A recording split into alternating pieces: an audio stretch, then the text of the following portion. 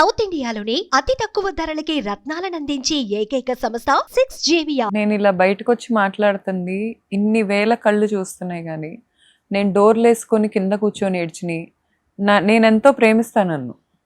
నా చేతులతో నేను చెంపలకేసి కొట్టుకున్నాయి, నా చేతులతో నేను తలకాయ గోడకేసి కొట్టుకొని ఏడ్చిని, నేను నీల్ డౌన్ చేసి దేవుడిని వేడుకున్నాయి. ఏ కళ్ళు చూడలేదు సార్ ఏ రోజు. నాకే తెలుసు అవి. నన్ను అంత గోత్రు అయ్యేలా చేసిన వాళ్ళ నుంచి నేను ఏ రోజు వాళ్ళ మీద రివెంజ్ ప్లాన్ చేయలే. నేను ఒక్కటే అనుకున్నా, నేను బతకలేను అనుకున్నారుగా, నేను వీక్ అనుకున్నారుగా, అక్కడతో ఆగండి, నేను ప్రూవ్ చేస్తా.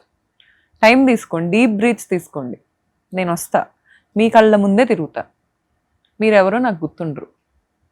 ఏంటి సార్ లైఫ్ ఎందుకు ఆగిపోవాలి సార్? అసలు లైఫ్ నేను ఆగిపోతే నా బిడ్డ ఏం నేర్చుకుంటాడు సార్ నన్ను చూసి?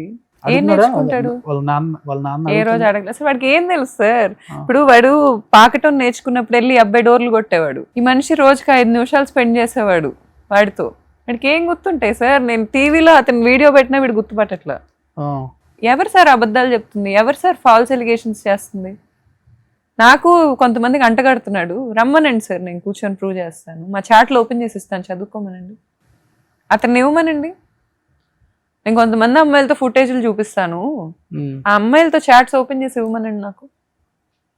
ఇండస్ట్రీ అమ్మాయిలు అంతా, ఇండస్ట్రీ వాళ్ళు ఉన్నారు, నాన్ ఇండస్ట్రీ వాళ్ళు ఉన్నారు. డాక్టర్ లాగా ఇప్పుడు ఈ ఐశ్వర్య శర్మ ఉంది సార్, హీరోయిన్.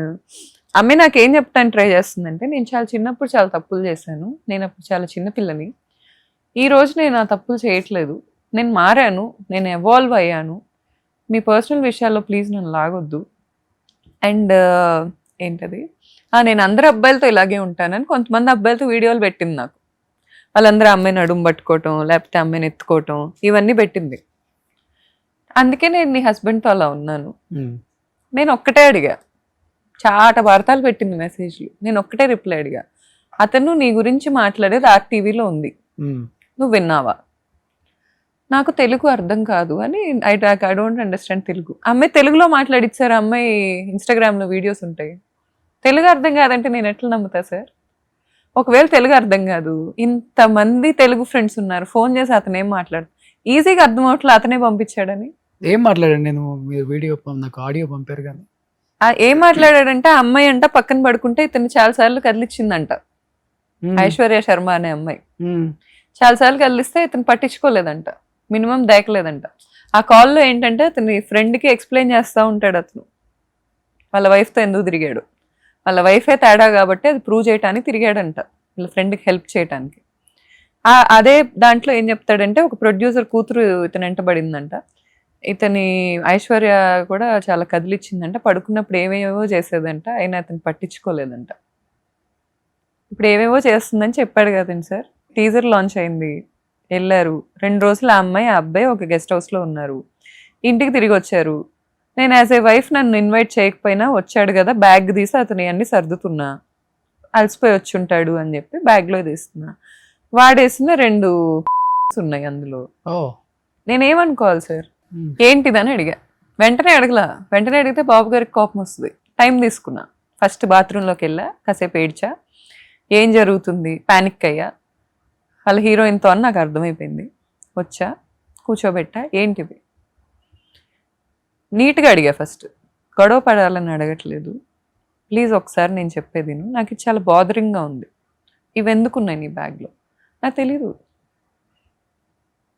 అసలు, ఆ పిల్లతో నేను లేను, నాతో అసలు ఎవరు లేరు, నాకు తెలీదు.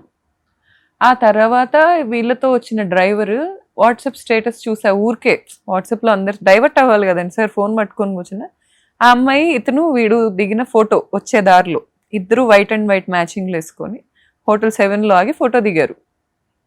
ఆ అమ్మాయి ఒక కారు కొనిస్తే ఆ కారు తీసుకొచ్చి నా బిడ్డకి ఇస్తున్నాడు ఇతను, తీసుకోమని. వీళ్ళ ప్రీమియర్ మూవీకి నేను వెళ్తే నాకు చూపించాడు సినిమా, ఫస్ట్ నాకే చూపించాడు, చూపించి చెప్తాడు, నువ్వు మార్కెటింగ్లో నీ ఇలాంటి తోపు నాకు ఎవరు తగలట్లా, నువ్వు మార్కెటింగ్ పర్సన్గా చూడు సినిమా, నువ్వని చూపించట్లా, నేను నీకేదో వాల్యూ ఇచ్చి చూపించట్లా, నువ్వు మార్కెటింగ్ ఏం చేయాలో చెప్పు నాకు ఇది చూసి. నేను అన్న వర్కర్నా సార్? నాకు అర్థం కాదు. నువ్వు నాకు వైఫ్గా వాల్యూ ఉన్నప్పుడు అసలు నీ సినిమా నేనెందుకు చూస్తా? నా ఫేవరెట్ హీరో మహేష్ బాబు, వెళ్ళి మహేష్ బాబు సినిమా చూస్తా కానీ నీ సినిమా నేనెందుకు చూస్తా కూర్చొని? నువ్వు హస్బెండ్ వన్ కదా నేను చూస్తుంది, నువ్వు కూర్చోబెట్టి నువ్వు వైఫ్ అని కాదు చూపిస్తుంది, మార్కెటింగ్ పర్సన్ అంటే ఏంటది? ఇవన్నీ తెలిసి ఎందుకు ఒక బిడ్డని కన్నారు మీరు? బిడ్డని కన్నాకే ఓపెన్ అయింది సార్. ప్రెగ్నెన్సీ ముందు తెలుసు కదా కొన్ని. సార్ నన్ను ముందు ఓపెన్ అవ్వలేదు. ఎంత జర్నీలో అసలు తెలియదు నాకు ఇప్పుడే తెలిసింది అంటే గౌతమి గారు ఎవ్వరు నంబర్ పోండి సార్, ఎవరు ఎందుకంటే నమ్మించారు సార్? నేను ఇన్ని సంవత్సరాల జర్నీలో సార్ ఒక 6 నెలల్లో నాకు మొత్తం తెలిసిపోయింది. ఈ 12.5 సంవత్సరాలలో శ్రీరామచంద్రుడు అనలా నేను, అది నేను చెప్తాను అనలేదు. నాకు MBA చదువుతున్నప్పుడు వీళ్ళ అమ్మోళ్ళ ఫ్రెండ్ కూతురు ఒక అమ్మాయి అప్రోచ్ అయింది, నన్ను కదిలిస్తున్నాడు అని చెప్పింది. నేను ఆ రోజు అడిగితే అమ్మాయికి కాన్ఫరెన్స్ పెట్టాడు, అమ్మాయిని తిట్టాడు, బ్లాక్ చేశాడు, అయిపోయింది. తర్వాత వీళ్ళ మరదలో ఒకటి వచ్చింది, వీడిని కలవటం నా పీడకల, నువ్వు ఉన్నావని కూడా చెప్పలే లైఫ్ లో, నా జీవితంతో ఆడుకున్నాడు అంది. ఆ రోజు నేను ఇతన్ని అడిగా, ఇది పెళ్లి అయిన తర్వాత 3వ రోజు జరిగింది. అడిగితే మా ఇంట్లో చెప్పొద్దు ప్లీజ్ ప్లీజ్ ప్లీజ్ అన్నాడు. తర్వాత ఆ అమ్మాయి నన్ను కదిలిచ్చింది, నన్ను చావగొట్టింది, ఒకసారి కలిసాక బ్లాక్ చేస్తా అన్నాడు. ఫర్గ్యూ చేశా, ఇంకెప్పుడు ఇలా చేయకు. ఒకసారి కూర్చోబెట్టా, ప్రేమగా కూర్చోబెట్టి చేతులు పట్టుకొని, నువ్వు ఆన్ స్క్రీన్ ఏమైనా చేసుకో, నువ్వు ఏ సీన్లు చేసినా నేను డిస్టర్బ్ అవ్వను, ఎందుకంటే అది నీకు ఇష్టం, నీ ప్రొఫెషన్, కానీ ఆఫ్ స్క్రీన్ ఇలాంటివి చేయకు, దయచేసి నా మాటిని, ఇది ఒక్కటి చేసి పెట్టు నాకు, ఎందుకంటే అది తీసుకోలేరు అమ్మాయిలు. ఒకవేళ అన్న జరిగినా నా దృష్టికి రానివ్వకు, నాతో నీట్గా ఉండు, నాకు ఆ డిఫరెన్స్ నాకు వద్దు, నేను తీసుకోలేను, నేను సెన్సిటివ్ నీ విషయంలో, గుర్తుపెట్టుకో. అరే గౌతు నేను నీకు ఎప్పుడు అలాంటివి చేయను రా, ఇట్స్ ఎ ప్రామిస్ అని చెప్పాడు. అయిపోయింది. ఇవన్నీ జరిగినాయి సార్. ప్రెగ్నెన్సీ ముందు ఫస్ట్ సినిమా షూట్ అయింది అతనికి. వాళ్ళ హీరోయిన్ ఏం చెప్తుంది తెలుసా నాకు, షూట్లో కూర్చుంటే గౌతమి అంటుంటాడు, మా గౌతు అలా చేసింది, ఈ బ్రాంచ్ అలా డెవలప్ చేసింది, ఈ బ్రాండ్ ఇలా డెవలప్ చేసింది. ఆ ఇంటర్వ్యూస్లో చెప్పాడు సార్, ఫస్ట్ సినిమా అయ్యాక ఇంటర్వ్యూలో చెప్పాడు, నేను ఇలా ఉన్నానంటే నా గౌతు కారణం, వైఫ్ అని చెప్పలా, మళ్ళీ నా బెస్ట్ ఫ్రెండ్ గౌతుయే కారణం, ఇదంతా తను చూసుకుంటుంది కాబట్టే నేను వచ్చి ఇక్కడ చేసుకోగలుగుతున్నాను. ఆ రోజు ఉన్న ప్రేమ ఇప్పుడు ఎందుకు లేదంటే సార్, ఆ రోజు మాకు ఇంత ఇన్కమ్ లేదు, డబ్బు పెరిగే కొద్దీ క్యారెక్టర్ బయటపడింది. అండ్ మోర్ ఓవర్ వాళ్ళ ఫాదర్ ఇన్వాల్వ్మెంట్ సార్. మా విజయవాడ బ్రాంచ్ నుంచి వాళ్ళ ఫాదర్ ఇల్లీగల్ ఎఫ్ఐఆర్కి ప్రతి నెల 50,000 వెళ్తాయి సార్. వాళ్ళ అమ్మ అంట పోలీస్ స్టేషన్లో కూర్చొని కేసు అంతా అయ్యాక, మహేష్ వాళ్ళ అమ్మ, భార్యలే మార్చుకోవాలండి భర్తల్ని, అది ఆ అమ్మాయి చేతిలోనే ఉంటుంది, ఎందుకు ఇట్లా చేస్తుందో అర్థంగా అట్లా అనిందంట. మరి ఈవెందుకు వాళ్ళ హస్బెండ్ మార్చుకోలేకపోయింది సార్? మార్చుకోవాలి కదా. ఆమెకులేని టాలెంట్ నాకు ఎక్కడి నుంచి వస్తుంది సార్? నేను ఏమన్నా వేరే ప్లానెట్ నుంచి ఊడిపడ్డానా? వాళ్ళ ఫాదర్ నా మార్చుకొని ఆ మాట చెప్పుంటే నేను కూడా నిజంగానే నేనే తేడా, నేను మార్చుకోలేకపోయా అనుకుంటా. ఎందుకు మార్చుకోలేదు సార్? మరి వాళ్ళ ఫాదర్ స్టిల్ ఎందుకు విజయవాడ బ్రాంచ్ నుంచి 50,000 పంపిస్తున్నారు?